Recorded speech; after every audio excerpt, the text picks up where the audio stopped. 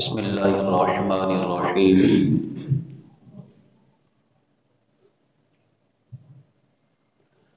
نحمده ونصلي ونسلم على رسوله الكريم وعلى آله وأصحابه وأهل بيته أجمعين أما بعد فأعوذ بالله من الشيطان الرجيم بسم الله الرحمن الرحيم ما أفاء الله على رسوله ولذي القربى واليتامى والمساكين وابن السبيل آمنت بالله صدق الله العظيم وصدق رسوله النبي الكريم الأمين إن الله وملائكته يصلون على النبي يا أيها الذين آمنوا صلوا عليه وسلموا تسليما اللهم صل على سيدنا ومولانا محمد وأصحاب سيدنا ومولانا محمد وبارك وسلم عليه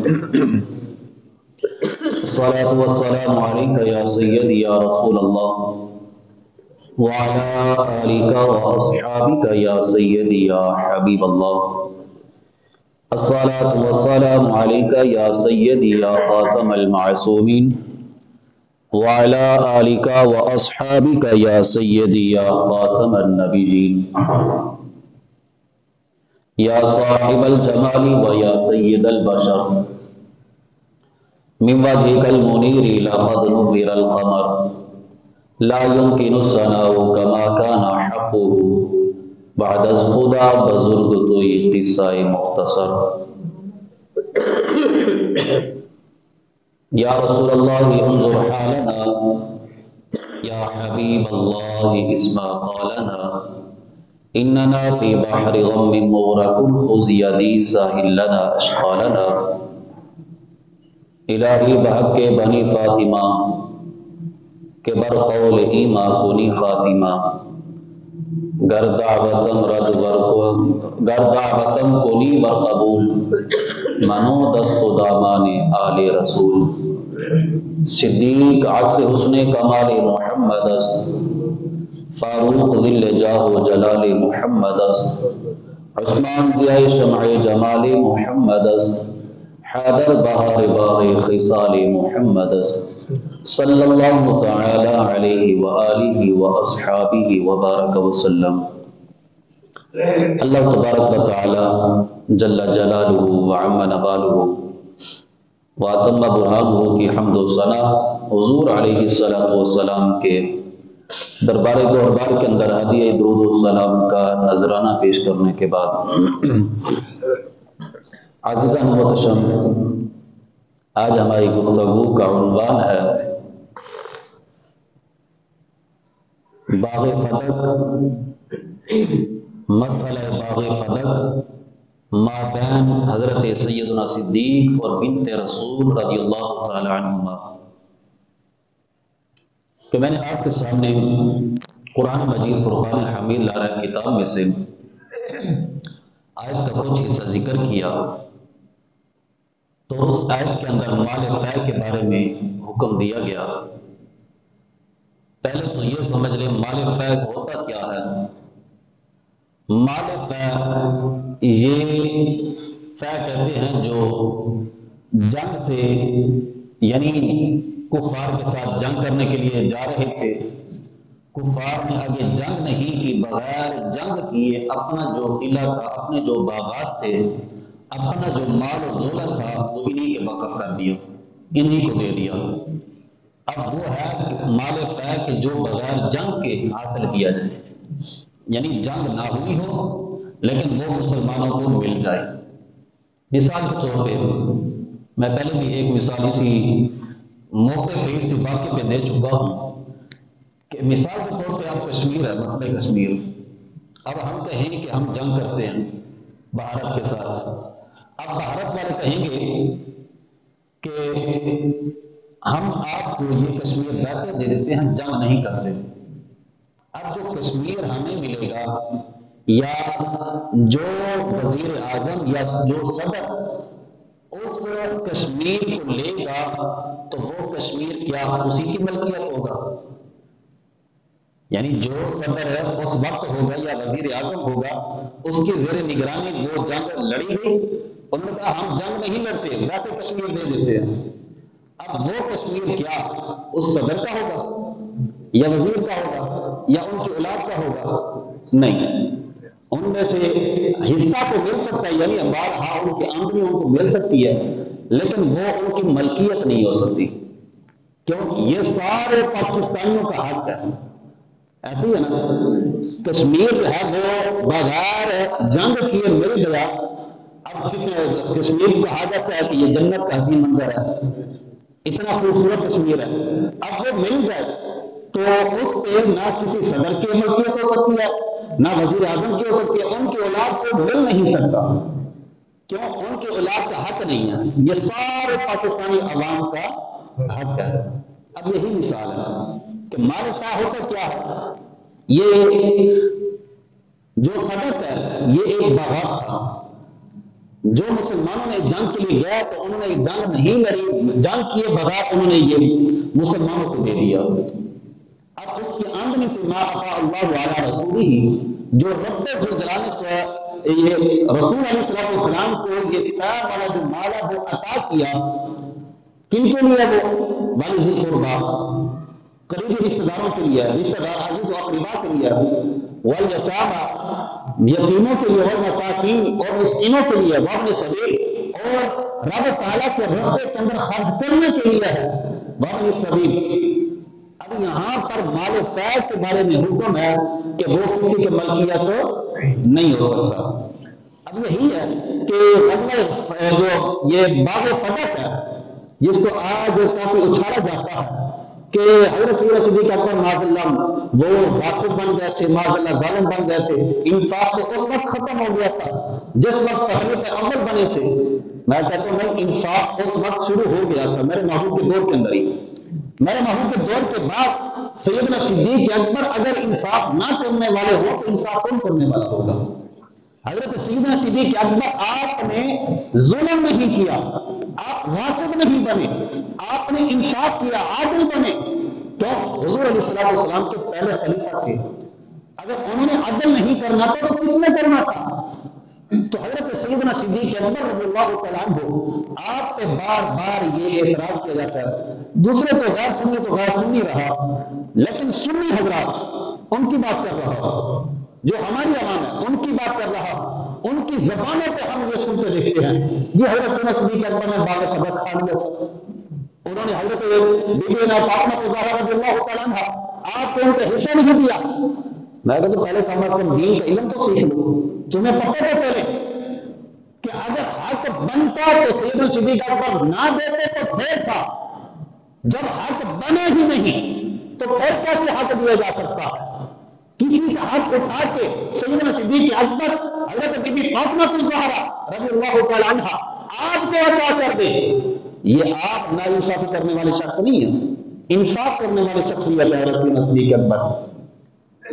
تو حضرت سیدنا صدیق اکبر رضی اللہ تعالی عنہ آپ کے اس مسئلے کو اچھالا جاتا ہے جی حضرت سیدنا صدیق اکبر نے باغ فتح کھا لیا۔ میں کہتا ہوں اگر باغ فتح کھا لیا جی حضرت فاطمہ الزہرا ان کی وراثت کا حق تھا انہیں نہیں دیا، میں کہتا ہوں اگر نہیں دیا کیا ان کی ذاتی دشمنی تھی؟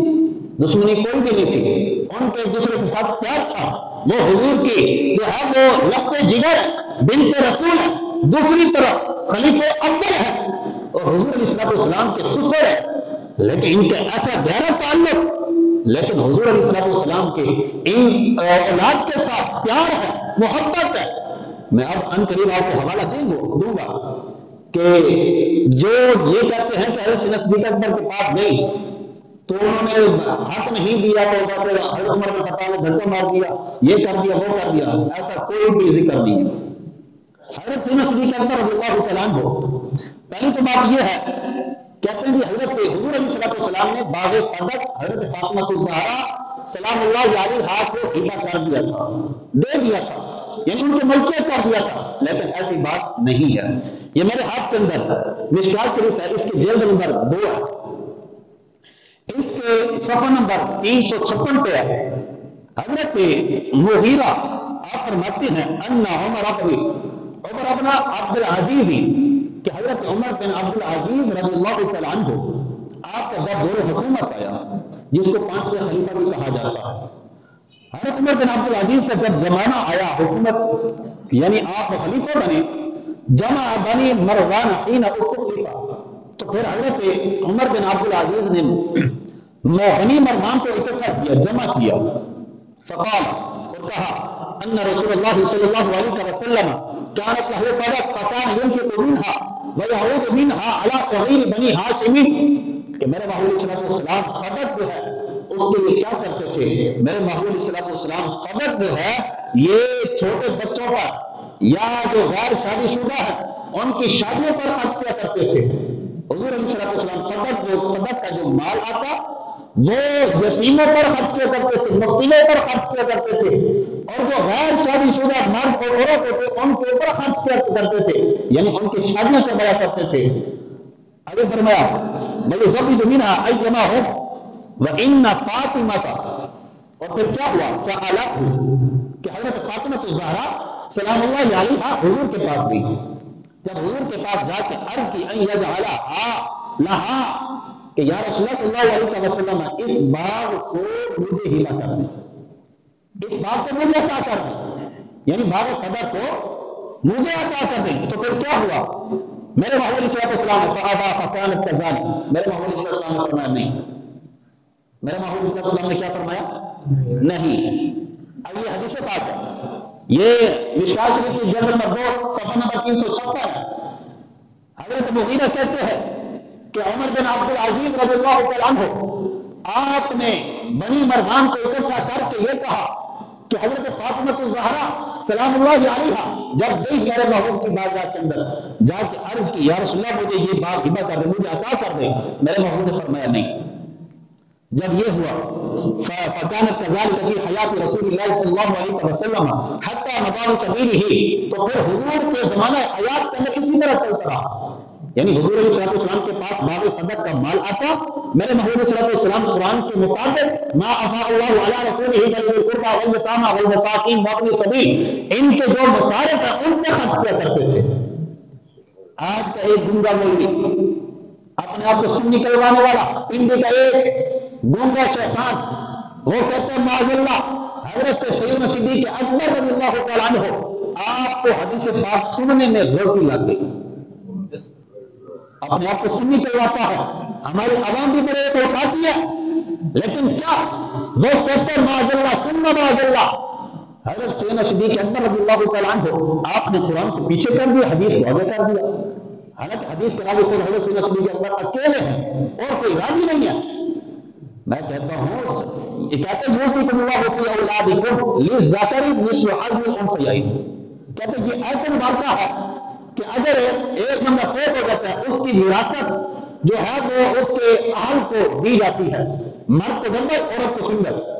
کہتے ہیں کہ حضرت سیدنا صدیق اکبر رضی اللہ تعالیٰ عنہ آپ کے پاس جب حضرت سید النساء فاطمہ الزہرا آپ گئی تو آپ نے حدیث پاک سنا دی جو صرف حضرت سیدنا صدیق اکبر سنی سی حضور علیہ السلام سے، کہ حضور علیہ السلام نے فرمایا کہ جو انبیاء کو جو کچھ چھوڑتے ہیں وہ سارے کا سارا صدقہ ہوتا ہے، وراثت نہیں ہوتی۔ کہتے ہیں کہ یہ سیدنا صدیق اکبر ایک اکیلے راوی ہے، انہوں نے حدیث کو آگے رکھا اور قرآن کو پیچھے رکھا۔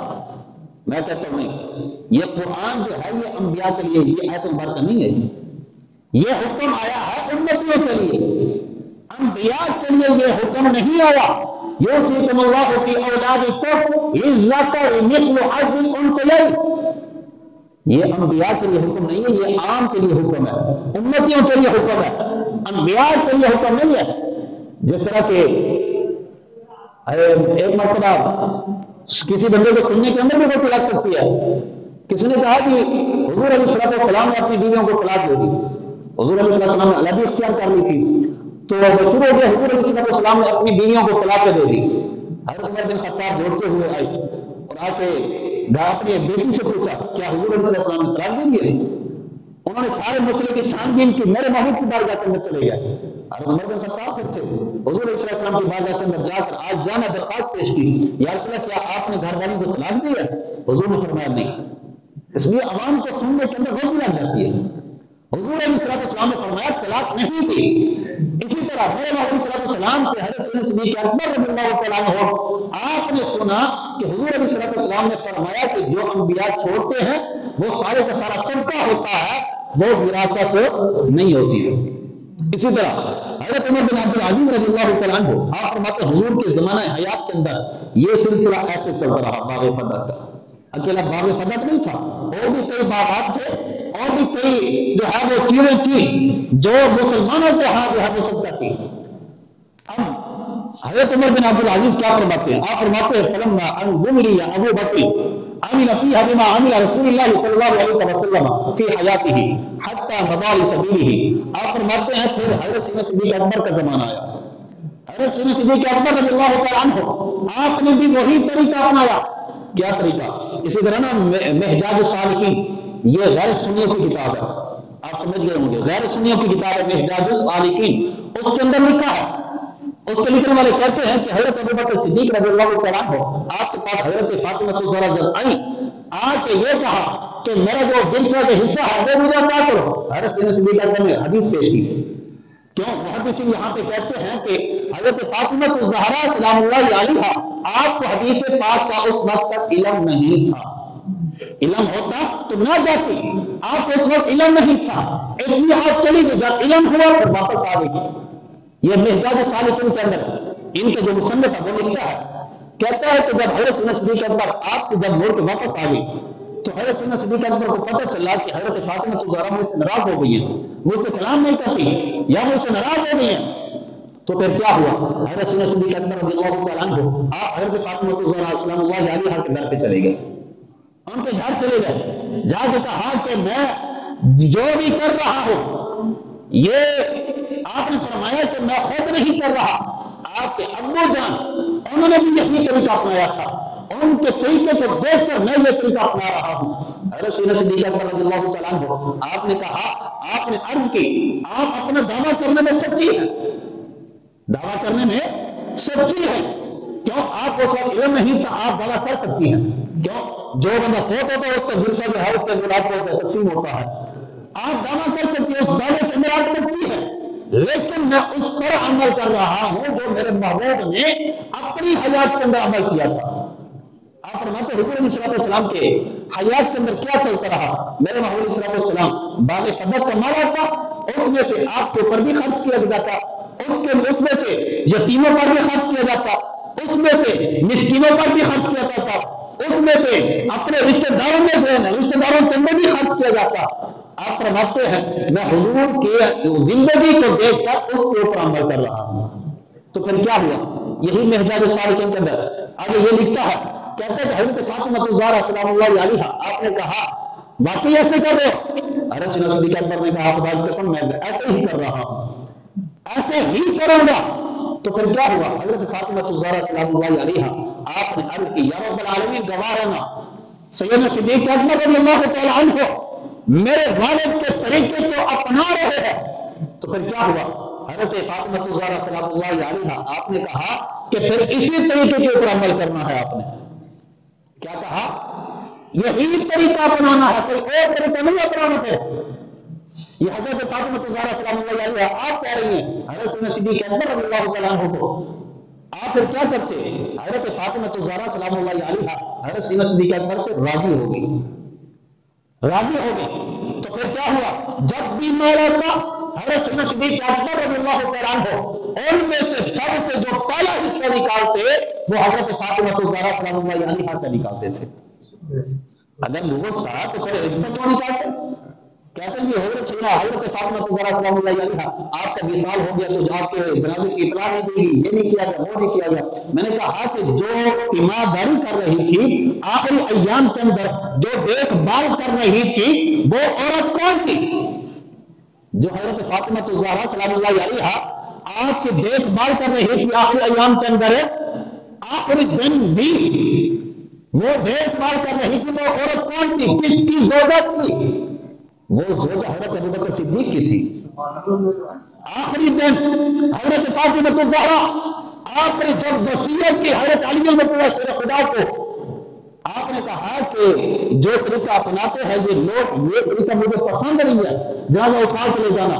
میں کہتی ہوں کہ طریقہ وہ ہو کہ میرے جسم سلامت رہے، میرے جسم کا کوئی حصہ جو ہے وہ کپڑا جو ہے اس کے ساتھ چپکا ہوا نہ ہو، ایسا طریقہ تو ہونا چاہیے۔ تو پھر کیا ہوا؟ حضرت سیدنا صدیق اکبر کی گھر والی اس وقت موجود تھی، انہوں نے وہ طریقہ دکھایا کہ کھجور کی ٹہنیاں لے کر اور چارپائی کے اوپر باندھی اور اس کے اوپر کپڑا لٹکایا۔ حضرت فاطمہ الزہرا نے کہا یہی طریقہ اچھا ہے۔ مشورہ دینے والی کون تھی؟ سیدنا صدیق اکبر کی گھر والی تھی۔ اگر وہ حضرت سیدہ فاطمہ الزہرا ناراض تھی تو پھر گھر والی سے خدمت کیوں لے رہی تھی؟ اگر ناراض تھی تو خدمت نہ لیتی۔ اس سے پتہ چلتا ہے کہ یہ بعد کے اندر لوگوں نے اپنی طرف سے سب کچھ بنا لیا، جو منہ میں آتا وہ سب کچھ بک دیتے۔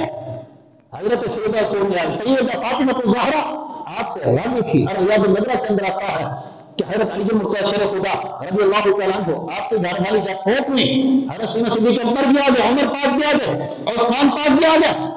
جب دیکھا کہ جنازے کا ٹائم ہو گیا، حضرت سیدنا صدیق اکبر رضی اللہ تعالیٰ عنہ آپ کو علی پاک نے آگے کیا، کہا کہ جنازہ آپ پڑھائیں، اور ریاض النظرہ کے اندر موجود ہے۔ اور اسی طرح حضرت عمر بن عبد العزیز رضی اللہ تعالیٰ عنہ آپ فرماتے ہیں کہ حضرت ابوبکر صدیق کے زمانے کے اندر بھی یہی طریقہ رہا، پھر حضرت عمر بن خطاب کا زمانہ آیا، ان کے زمانے کے اندر بھی یہی طریقہ رہا۔ آپ فرماتے ہیں پھر کیا ہوا؟ پھر یہی مال جو ہے یہ چلتا رہا، حضرت عثمان کے پاس آیا، یہی طریقہ پھر حضرت علی المرتضی شیر خدا کے پاس آیا، یہی طریقہ پھر حضرت حسن کے پاس آیا، یہی طریقہ پھر حضرت امام حسین کے پاس آیا، حتیٰ کہ چلتا رہا۔ یہی جو ہے مال وہ مروان کے پاس ہے، مروان کے پاس ان کے بعد یہی مال جو ہے وہ حضرت عمر بن عبد العزیز کے پاس آیا تھا۔ جب حضرت عمر بن عبد العزیز کے پاس یہ مال آیا، باغ فدق آیا، کیوں آپ خلیفہ تھے، ان کے پاس آیا، تو حضرت عمر بن عبد العزیز رضی اللہ تعالیٰ عنہ وہی باغ فدق حضور علیہ السلام کی اولاد کے اندر واپس کر دیا، یعنی ان کو یہ عطا کر دیا۔ یہ مال چلتا رہا۔ اگر یہ غاصب تھے حضرت ابوبکر صدیق تو پھر حضرت علی المرتضی شیر خدا کے پاس میں آیا تھا یہی باغ فدق، کیوں وہ بھی حاکم بنے تھے، حضرت امام حسن پاک بھی حاکم بنے تھے، حضرت امام حسین پاک بھی حاکم بنے تھے، وہ دے دیتے، انہوں نے کیوں نہ دیا؟ حضرت اماں عائشہ صدیقہ عافیہ رضی اللہ تعالیٰ عنہ اور بھی کئی ازواج حضور علیہ السلام کی حیات تھی جس وقت حضرت علی المرتضی شیر خدا آپ کا جو زمانہ آیا خلافت کا وہ عطا کر دیتے۔ آپ نے کیوں عطا نہیں کیا؟ ایک روایت کے اندر آتا ہے، غالباً الملل کے اندر موجود ہے کہ حضرت علی المرتضی شیر خدا آپ فرماتے ہیں جس طرح حضرت سیدنا صدیق اکبر نے خلافت کی اسی طرح میں خلافت کروں گا، جس طرح حضرت عمر نے خلافت کی اسی طرح میں خلافت کروں گا، جس طرح حضرت عثمان نے خلافت کی اسی طرح میں خلافت کروں گا۔ اب اس سے کیا پتہ چلتا ہے؟ باغ فدق اس کے اندر بھی آتا ہے، جس طرح انہوں نے باغ فدق کو یہ تقسیم کے اس کے مال کو اپنے گھر کے لیے نہیں رکھا یا حضور کے جو اولاد کی ان کو وراثت نہیں دیا، بلکہ کیا کیا؟ ان میں سے مال ان کو بھی عطا کرتے تھے، پیسہ ان پر بھی خرچ کرتے تھے، دن و دینار ان پر بھی خرچ کرتے تھے، یتیموں پر بھی، مسکینوں پر بھی، اور عزیز و اقربا پر بھی یہ خرچ کیا جاتا تھا۔ اب حضرت علی پاک دے دیتے، جو یہ اعتراض آتا ہے حضرت سیدنا صدیق اکبر کی ذات کے اوپر، وہی اعتراض پھر حضرت علی پاک کے اوپر بھی آئے گا۔ اگر حضرت سیدنا صدیق اکبر نے عطا نہیں کیا تو پھر علی پاک عطا کر دیتے، لیکن اس سے پتہ چلتا ہے حضرت علی پاک کو پتہ تھا جو سیدنا صدیق اکبر نے فیصلہ کیا ہے وہی فیصلہ رسول ہے، حضور علیہ السلام کا فیصلہ ہے، تو آپ نے اسی طریقے کو آگے چلایا تھا۔ تو پھر حضرت عمر بن عبد العزیز رضی اللہ تعالیٰ عنہ آپ فرماتے ہیں کہ وہ جو باغ فدق تھا انہوں نے پھر وہی باغ فدق حضور علیہ السلام کے جو اولاد کی ان کے اندر پھر واپس لٹا دیا۔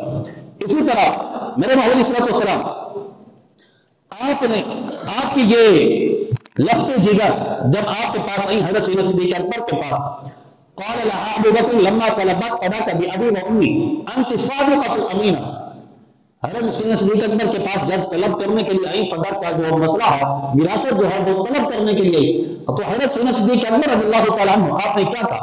بابی وانت، میرے ماں باپ آپ پر قربان، بابی وامی، میرے ماں باپ آپ پر قربان ہوں، انت صادقۃ الامینہ، آپ صادقہ بھی ہیں اور امینہ بھی ہیں۔ یہ کن کو کہا؟ حضرت فاطمہ الزہرا سلام اللہ علیہا کو کہا، صادقہ بھی ہے، سچی بھی ہے اور امینہ بھی ہے، امانت دار ہے۔ آگے کیا کہا؟ عندی، میرے نزدیک آپ صادقہ بھی ہیں، سچی بھی ہیں اور امینہ بھی ہیں میرے نزدیک۔ ان کان رسول اللہ صلی اللہ علیہ وسلم، اگر آپ کو حضور علیہ الصلوۃ والسلام نے کوئی عہد یا کوئی وصیت لکھ کر دی ہو تو مجھے عطا کر دیں، وہ مجھے بتا دیں۔ وعدم صدقتک وسلمت الیک، آپ فرماتے ہیں جو حضور علیہ الصلوۃ والسلام نے آپ کو وصیت دی یا جو آپ سے وعدہ کیا وہ مجھے آپ بتائیں، میں اس کو تسلیم کروں گا، اس کو میں سچ مانوں گا۔ تو حضرت فاطمہ الزہرا سلام اللہ علیہا فقالت، آپ نے عرض کی، آپ نے کہا لم یعہد الی فی ذلک، اس بارے میں میرے پاس کچھ بھی نہیں ہے، نہ حضور نے وصیت کی نہ حضور علیہ الصلوۃ والسلام نے مجھے کچھ لکھ کر دیا یا کچھ وعدہ کیا۔ تو اس وقت حضرت سیدنا صدیق اکبر بھی آپ نے وہ حدیث پاک سنائی۔ اسی طرح میرے بھائی علیہ الصلوۃ والسلام آپ کے حضور علیہ الصلوۃ والسلام آپ کے جو بارے میں کہا جاتا ہے، یہ مشکوٰۃ شریف جلد نمبر 1 کے اندر موجود ہے کہ میرے بھائی علیہ الصلوۃ والسلام آپ نے جو وراثت چھوڑی ان میں سے حصہ ملنا چاہیے تھا۔ پہلی تو بات یہ ہے کہ حضور علیہ الصلوۃ والسلام آپ کے یہ روایت کرنے والے جو صحابی ہیں وہ ایک صحابی نہیں، وہ کئی صحابی ہیں۔ انہوں نے حضور علیہ الصلوۃ والسلام سے یہ حدیث پاک سنی، آگے حضرت ابوبکر صدیق سے، تو پھر آگے حضرت عمر بن خطاب کے پاس جب آئے تو حضرت عمر بن خطاب کے زمانے کے اندر آپ نے کئی صحابہ بیٹھے ہوئے تھے، ان سے یہ کہا کہ حضور علیہ الصلوۃ والسلام نے یہ نہیں کہا تھا کہ جو کچھ انبیاء چھوڑے وہ سارے کا سارا صدقہ ہوتا ہے؟ سب نے کہا جی حضور علیہ الصلوۃ والسلام کا فرمان ہے۔ اسی طرح حضرت عقبہ بن حارث آپ فرماتے ہیں کہ قال صلیت وراء النبی علیہ الصلوۃ والسلام، کہ ہم نے حضور علیہ الصلوۃ والسلام کے پیچھے نماز ادا کی، مدینہ شریف کے اندر مسجد نبی کے اندر عصر کی نماز ادا کی، فسلم، حضور علیہ الصلوۃ والسلام نے سلام پھیرا، ثم قام مسرعا فتخطى رقاب الناس، حضور علیہ الصلوۃ والسلام جلدی سے اٹھے گھر کی طرف چلے، جب گھر سے واپس آئے بعد حجر نسائه ففزع الناس من سرعته فخرج عليه، حضور علیہ الصلوۃ والسلام جب ان کے پاس گیا، جب واپس ہو کے پھر آئے، حضور علیہ الصلوۃ والسلام نے فرمایا میرے گھر کے اندر کچھ سونا پڑا ہوا تھا، وہ میں نے کہا کہ میرے گھر کے اندر یہ تھوڑا سا سونا کیوں بچ رہا؟ میں نے تو گھر والوں کو جا کے کہا جلدی سے اس سونے کو صدقہ کر دو۔ اس سے پتہ چلتا ہے حضور کے پاس جو مال آتا ہے حضور اپنے پاس نہیں رکھتے۔ اور اسی طرح حضرت ام عائشہ صدیقہ رضی اللہ تعالی عنہا آپ فرماتی ہے کہ قالت کان علی رسول اللہ، حضور علیہ السلام نے میرے لیے فرمایا، عندی، میرے پاس حضور علیہ السلام کے مرض کے اندر میرے پاس 6 یا 7 دینار تھے، دینار تھے میرے پاس، حضور علیہ السلام نے مجھے پکڑے اور حضور علیہ السلام نے مجھے کہا اس کو صدقہ کر دو۔ آپ فرماتے ہیں فامرنی رسول اللہ صلی اللہ علیہ وسلم، کہ حضور نے مجھے حکم دیا اس کو صدقہ کر دو، لیکن میں مشغول ہو گئی کام کے اندر، مجھے یاد نہ رہا۔ تو پھر جب یاد نہ رہا حضور علیہ السلام آپ نے سألنی عنہا ما فعلت الستة او السبعة قلت لا والله قد شغلني بضعة بها۔ آپ فرماتے ہیں کہ جو حضور علیہ السلام آپ یہ 6 یا 7 دینار جو ہے وہ اپنے گھر برداشت نہیں کرتے، ان کو بھی فوراً صدقہ کروا دیتے ہیں، تو حضور علیہ السلام باغ فضل وراثت کے اندر آئے گا؟ یہ کبھی بھی نہیں ہو سکتا۔ اسی طرح میرے محبوب علیہ السلام آپ کی حدیث پاک تو کئی ہے، یہ حدیث پاک مسلم شریف کی وہ بیان کر کے ایک اور حدیث پاک میں بیان کر کے اجازت چاہوں گا. یہ میرے محمود صلی اللہ علیہ وسلم آپ کو جو میں حوالہ دیا کہ حضور علیہ السلام کے صحابہ حضرت عمر بن خطاب رضی اللہ تعالیٰ عنہ آپ کو جب دور حکومت آیا تو کچھ حضرت علی حضرت عباس رضی اللہ تعالیٰ عنہ یہ جب گئے حضرت عمر بن خطاب رضی اللہ تعالیٰ عنہ کے پاس، یہ بیٹھے ہوئے تھے اور بھی کئی صحابہ بیٹھے تھے، تو میراث کا مسئلہ چلا. تو حضرت عمر بن خطاب رضی اللہ تعالیٰ عنہ آپ نے سب کو مخاطب کر کے کہا کہ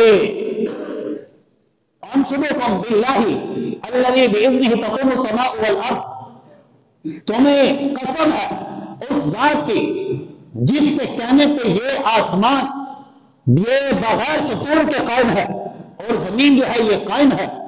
اتعلمون ان رسول اللہ صلی اللہ علیہ وسلم، کیا تم نہیں جانتے کہ حضور علیہ السلام نے کیا فرمایا؟ قال لا نورث ما ترکنا صدقۃ، کیا یہ تم نہیں جانتے کہ حضور علیہ السلام نے یہ فرمایا تھا کہ جو انبیاء چھوڑے تو سارے کا سارا وہ صدقہ ہوتا ہے، وراثت نہیں ہوتا. تو پھر کیا ہوا؟ قالوا نعم، قال نعم نہیں، قالوا جمع کا صیغہ ہے، جتنے بھی صحابہ بیٹھے تھے سب نے کہا نعم، ہاں حضور علیہ السلام کا فرمان ہے کہ جو انبیاء چھوڑے جس مال کو چھوڑے وہ مال وراثت نہیں ہوتا بلکہ سارے کا سارا صدقہ ہوتا ہے.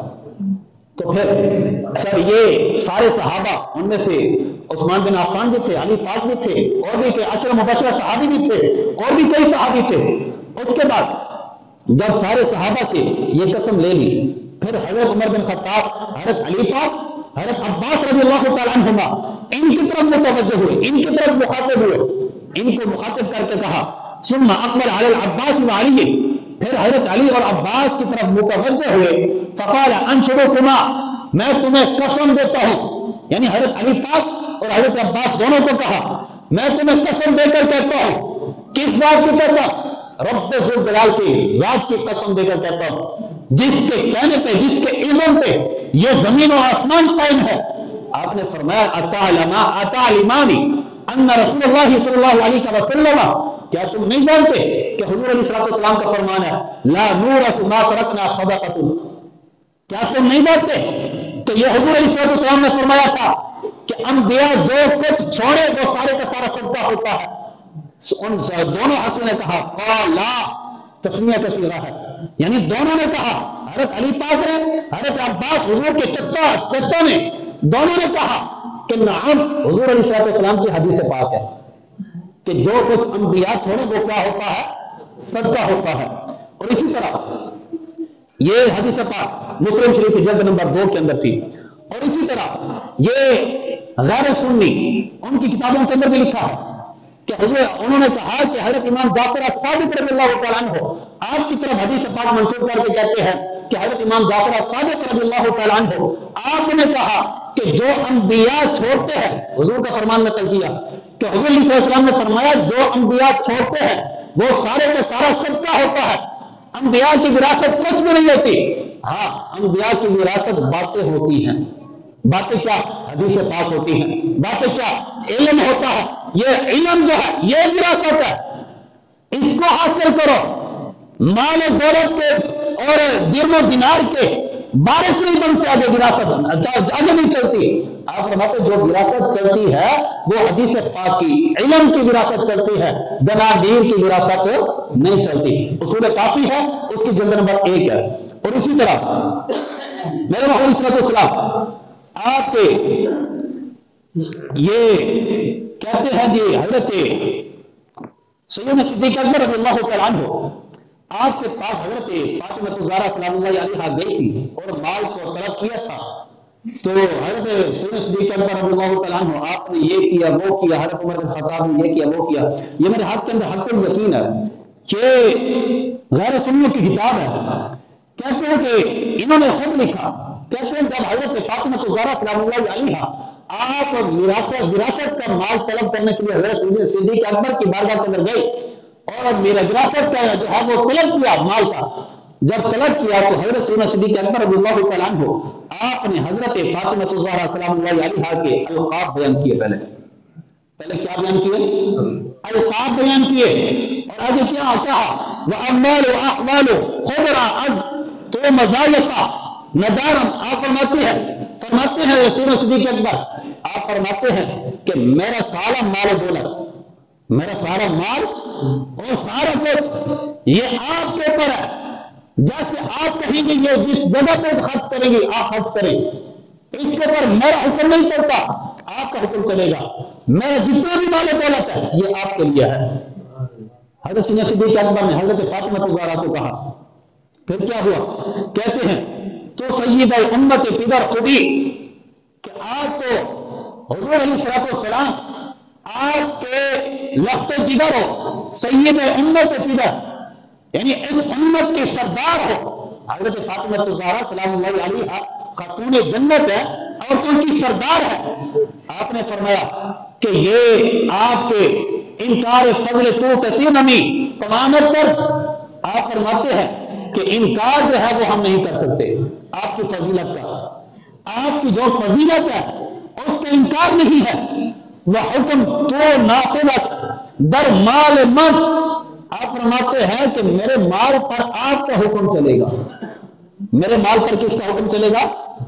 آپ کا حکم چلے گا. آپ کا حکم نافذ ہوگا. میرے مال پر میرا حکم نہیں چل سکتا. جیسا آپ کہیں گی ویسا خرچ ہوگا. یہ ہے حضرت سینہ صدیق اکبر.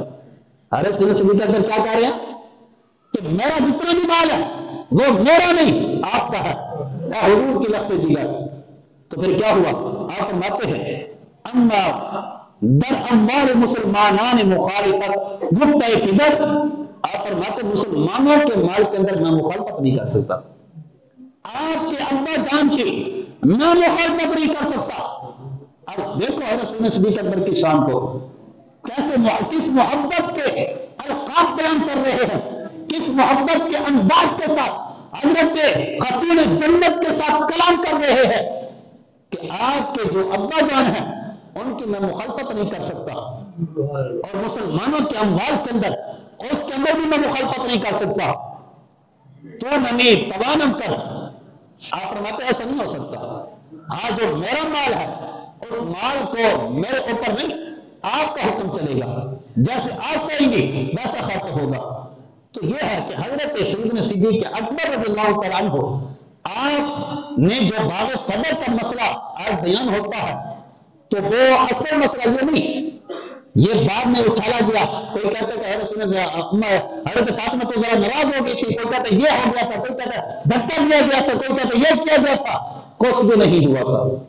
جو مخالفین تھے ان سب نے اپنی اپنی طرف سے گڑ گڑ کے حدیث بیان کی اپنی طرف سے.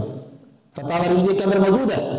اعلیٰ حضرت عظیم البرکت الشاہ احمد رضا خان فاضل بریلوی رحمہ اللہ تعالیٰ آپ لکھتے ہیں کہ حضرت امام احمد بن حنبل رضی اللہ تعالیٰ عنہ آپ فرماتے ہیں کہ ہمارے زمانے کے اندر اہل بیت کی شان کے اندر جو من گھڑت حدیثوں کو گھڑا گیا اپنی طرف سے بیان کیا گیا وہ حضور کے قول نہیں ہے، حضور کی حدیث نہیں ہے.